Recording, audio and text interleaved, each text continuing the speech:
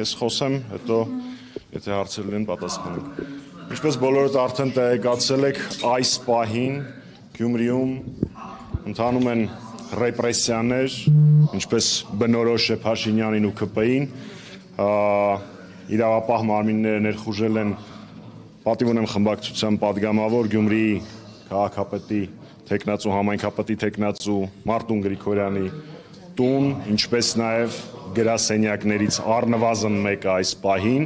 նույն գործընթացը ընթանում է նաև մի շարք այլ թեկնածուների գրասենյակների պարագայում, մի փոքր մանրամասներ բացահայտեմ, խոսքը վերաբերվում է ըստ մեր տեղեկությունների Շիբինի գործին, այսպես ասած, առկա է տեղեկատվություն, որ պատրաստվում է ձերբակալություն Մարտուն Գրիգորյանի հոր և որդու նկատմամբ, իսկ հիմա, եթե առօրյա լեզվով ասեմ, ժողովուրդ ջան, այն բառացիորեն նույնը, ինչ արել է ԿՊ-ի թեկնածու Սարիկ Մինասյանը, այսինքն շիբինապատել 1-2 փողոց,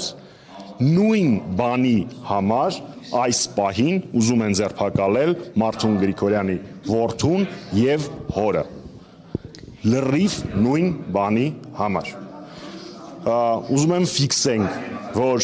դեմոկրատիային երգում, ինչ են երգում, չգիտեմ, այս պահին պատիվ ունեմ խմբակցության 2 падգամավորների նկատմամբ, բառացիորեն այս պահին իրականացվում է ռեպրեսիա, դահլիճում Տարոն Մարգարյանի անձեռմխելիության հետևից են եկել, Մարտուն Գրիգորյանի հորը և որդուն փորձում են ձերբակալել, բառացիորեն այս պահին։ Նաև մինչև ձեր հարցերին անցնելը, ես կուզենայի դիմել Սարիկ Մինասյանին, ինքը այդ քաղաքում է շարունակելու ապրել։ Ընտրություններից հետո ինքը շարունակելու է ապրել այդ քաղաքում։ Գյումրեցիները միշտ հայտնի են եղել իրենց պատվախնդրությամբ, պատվի զգացումով, լուրջ ես ասում, այսինքն Երևանից մարդ բերելով ու քո համաքաղաքացիներին բռնել տալով փորձում ես դառնալ համայնքի ղեկավար, չգիտեմ հետո ինքը ոնց է Գյումրի քաղաքում քայլելու, ու վստահ եմ, որ այս գործողությունների պատասխանը առաջին հերթին հենց մարտի 30-ին Գյումրեցին տալու է, իսկ հիմա կարող եմ պատասխանել ձեր հարցերին։ Ո՞վ է սա պայմանավորված, սոցհարցումներով իրենք ասում են, որ իրենք են առաջին տեղում, հետո Վարդան Ղուկասյան, հետո մյուս տեխնացուները, ինչու է պայմանավորված։ Գիտեք, շնորհակալ եմ, գիտեք, ասել կարելի է ամեն ինչ, բայց ակնհայտ է, որ Գյումրին բոլոր առումներով, ես այդ բառը չեմ սիրում, բայց մերժում է ԿՊ-ին։ Դա նկատելի է թե սոցիալական ցանցերում, թե փողոցներում, Գյումրիում նույնիսկ քննարկվում է, որ անընդունելի է, որ որևէ մեկը ԿՊ-ին ձայն տա, իմիջիայլոց, ուշադրություն սիրելի գյումրեցիներ, դա Սարիկին ձայն չի, դա ԿՊ-ին ձայնն է, դա Նիկոլ Փաշինյանին ձայնն է, որովհետև Սարիկ Մինասյանը համաձայնվել է, որ հիմա Նիկոլ Փաշինյանը միացնի ռեպրեսիվ ապարատը, ինքը ուզում է համայնքի ղեկավար դառնալ ռեպրեսիվ ապարատի օգտագործմամբ, այնպես որ եթե նույնիսկ առաջ ինչ-որ մեկի մոտ կասկածներ կարող էր լինել, ապա հիմա միանշանակ Սարիկ Մինասյան և Նիկոլ Փաշինյան անունները հոմանիշ են, ուղղակի Նիկոլ Փաշինյանը Գյումրիում հանդես է գալիս Սարիկ Մինասյանի դեմքով։ Գյումրեցիներին դրա համար գնում են նման։ Դե գիտեք, այստեղ առաջին հերթին փորձում են վախեցնել Մարտուն Գրիգորյանին, որը ծիծաղալու է, ուղղակի ծիծաղալու է։ Իրանք լավ ճանաչում են Մարտունին, դժվար ինքը սենց բաներից վախենա, սա առաջինը։ Երկրորդ, մեր գյումրեցի եղբայրներին և քույրերին, իրանք այդքան չկան, որպեսզի գյումրեցուն կամ որևէ քաղաքացուն Հայաստանի Հանրապետության վախեցնեն, ու ես վստահ եմ, որ մարտի 30-ին իրանք դրա պատասխանը կլսեն։ Բնականաբար մենք մեր բոլոր լծակներով և գործիքներով մեր ընկերոջ կողքին ենք, այս պահին դեռևս քննարկվում է հարցը, թե ինչ է տեղի ունենալու Մարտուն Գրիգորյանի հոր և որդու հետ կապված, բնականաբար ողջ ընթացակարգի ընթացքում մենք լինելու ենք մեր ընկերների կողքին։ Պարոն Ամիջանյան, ինչու է պայմանավորված, որ վերջին քարոզարշավի վերջին օրերին են այս գործողությունները իրականացվում, իրենք գուցե ներքին հարցումներ են արել, արդեն հասկացել են իրավիճակը ինչպիսին է։ Իսկ թվում է իրանք իրավիճակը ինչպիսին է գիտեին ամենասկզբից։ Իրանց սցենարով երևի այսպես էր նախատեսված, այդ շոուները իրանք պետական կառավարում չեն իրականացնում, դիվանագիտությամբ չեն զբաղվում, սա որ նստած շոու ծրագիր են կազմում։ Երեք Նիկոլ Փաշինյանի հայտարարությունները դա հայտարարություններ չեն, դա հիստերիա է։ Խնդրում եմ տարբերակել քաղաքական հայտարարությունը հիստերիայից, դրանք երկու տարբեր հասկացություններ են։ Երևի իրանց շոուով դե բան հավաքովի վերջին զանգի սցենարիստների հավաքածու է, վերջին զանգերը տարի չի լինելու, որոշել են սենց բաներ բեմադրել։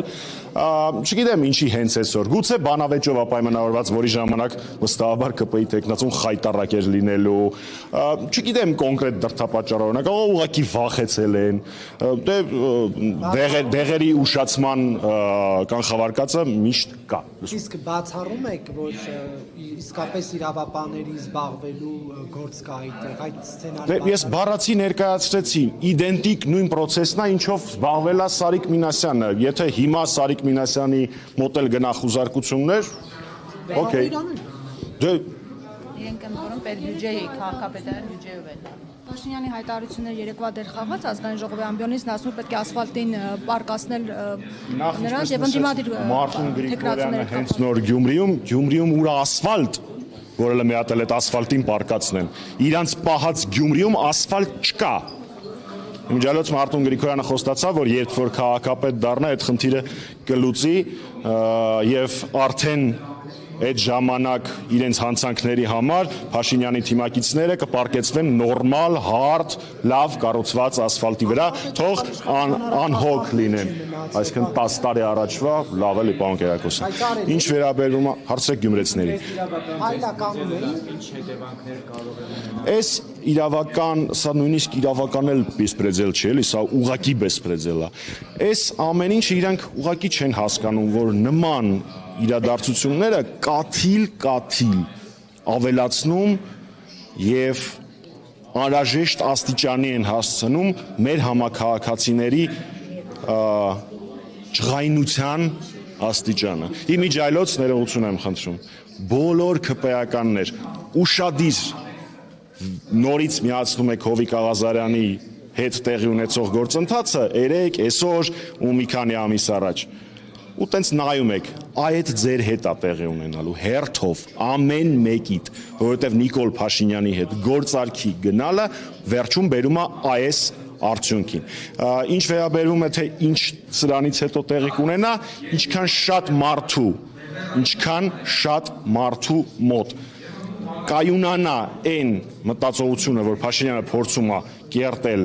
ավտոկրատիա, դիկտատուրա, այնքան ավելի շուտ այդ ամբողջը կավարտվի։ Իսկ ժամավաճառությամբ չզբաղվող Աննա Վարդապետյանը անելիք չունի։ Ես եկեք համարեմ, որ Աննա Վարդապետյանը ինքը պետք է որոշի ինչ անելիք ունի, ինչ անելիք չունի։ Փաշինյանը երեք խոսում էր Արցախյան շարժումը փակելու մասին, պարոն Մամջանյան, սա ում էր ուղղված, ադրբեջանական կողմին էր ուղղված, արցախահայերին էր ուղղված, որ որևէ բանից չբողոքեք, ում էր ուղղված այս կոչը։ Գիտեք,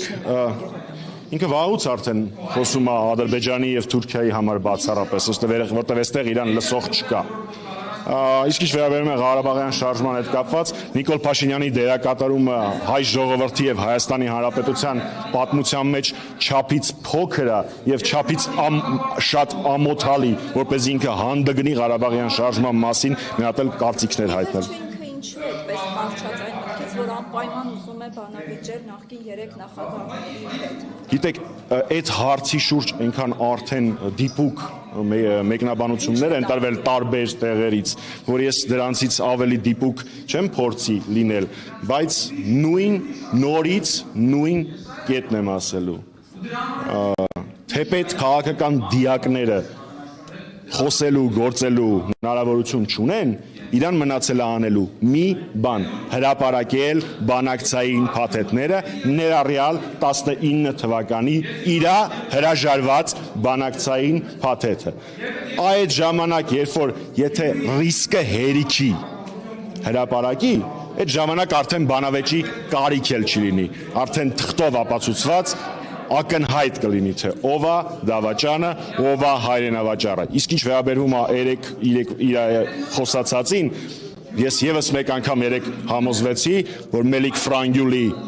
ճակատագիրը Փաշինյանին հանգիստ չի տալիս, ինքը ուզում է ամեն ինչը անի, որ նույն ճակատագրին արժանանա։ Շատ շնորհակալ եմ, եթե ելի մեկնաբանություններ լինեն, կասեմ, ասա պարոն Կիրակոս։ Պարոն Մամիջանյան, Նիկոլ Փաշինյանի խոսքում խոսելով Սերժ Սարգսյանի բանակցային գործընթացի մասին տվեց թիվ 1 կապիտուլյանտ ձևակերպումը, նշելով, որ բերել գործընթացը հասցրել էր փակուղում եւ նկատի ունենալով Սերժ Սարգսյանի հայտարարությունը որպես վարչապետի թեկնածու, որ գործընթաց բանակցային չկա, ուղիղ չեմ հիշում։ Շատ լավ, ես հասկացա հարցը։ Նախ եկեք ֆիքսենք, սիրելիներս,